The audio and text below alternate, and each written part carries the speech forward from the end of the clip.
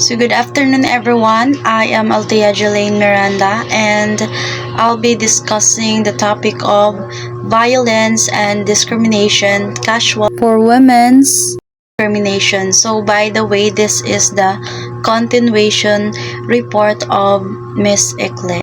So first, we will going to tackle about the consequences and contributing factors of violence and discriminations against women in the Philippines and effort to address these issues.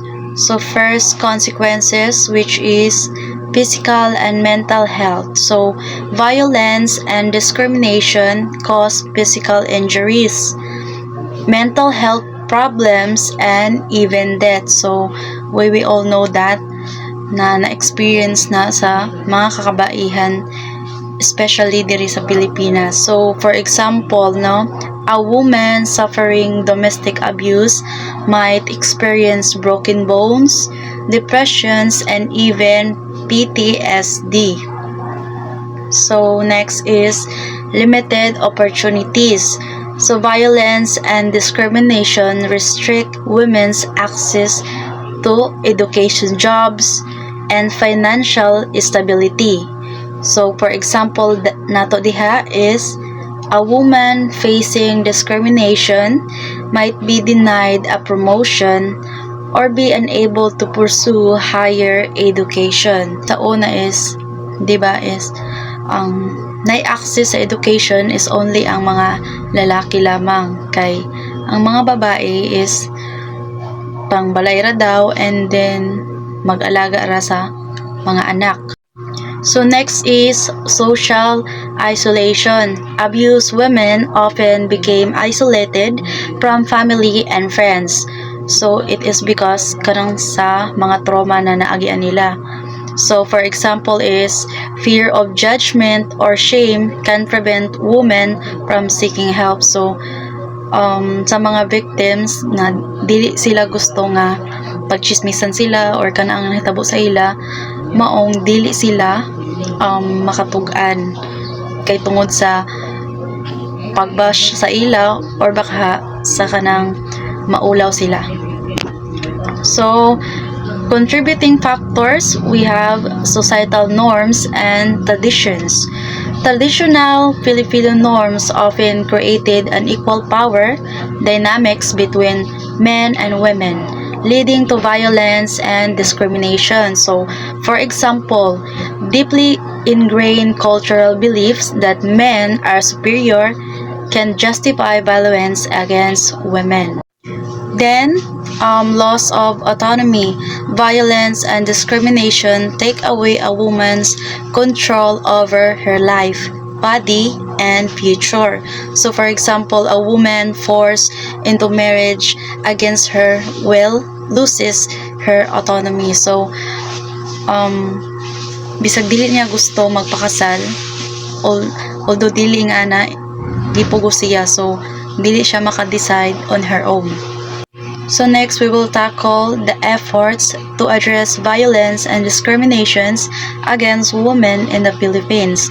So we have legislative and policy changes.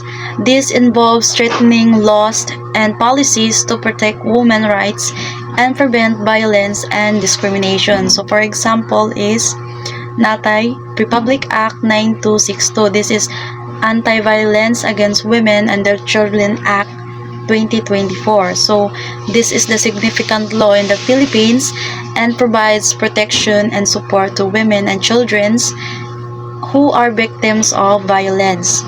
It defines various forms of violence and outlines penalties for perpetrators, and other examples includes laws against sexual harassment and gender discriminations in the workplace. So next is support services.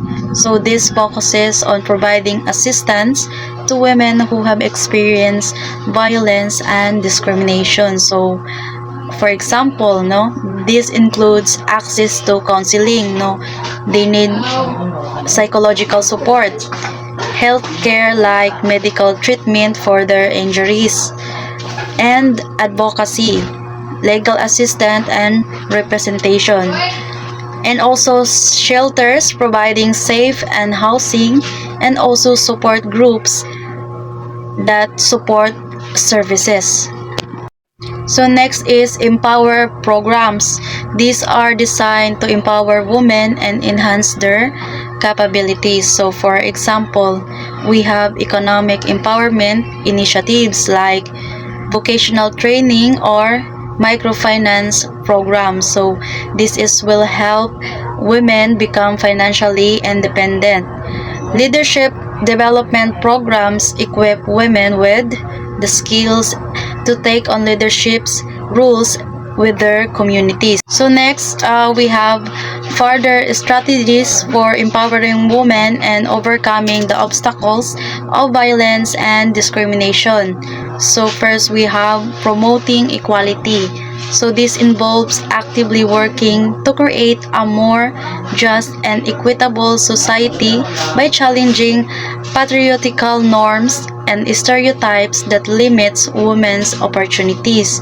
So for example, we have public awareness campaigns could challenge traditional gender roles that confine women to domestic tasks, promoting instead the idea of equal participation in all aspects of society. So, pwede sab na magbuhatag educational programs in school could focus on challenging gender stereotypes from a young age.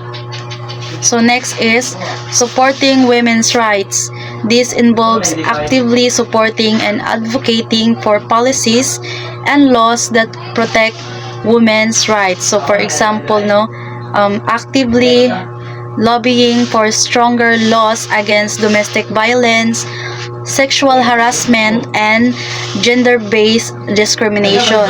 So participating in legal cases to provide support and representation for women who have experienced violence. So next is we have building resilience.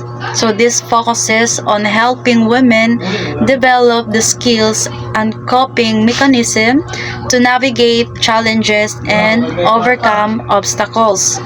So for example is provide access to mental health services and support groups to help women cope with trauma and build resilience. So pwede sab na mag-offer tag workshops and training programs that focus on stress management, conflict resolution, and assertiveness skills. Next is creating opportunities.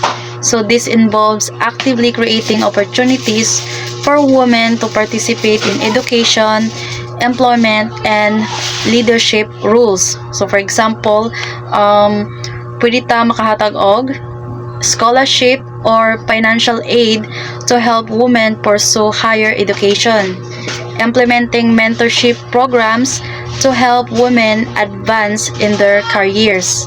So creating leadership training programs to equip women with their skills and confidence to take leadership positions.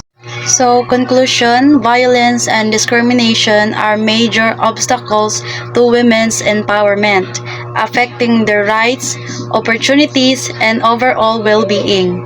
Addressing these issues through education, policy enforcement, and community involvement is essential to achieving true gender equality and empowering women to thrive in all aspects of life.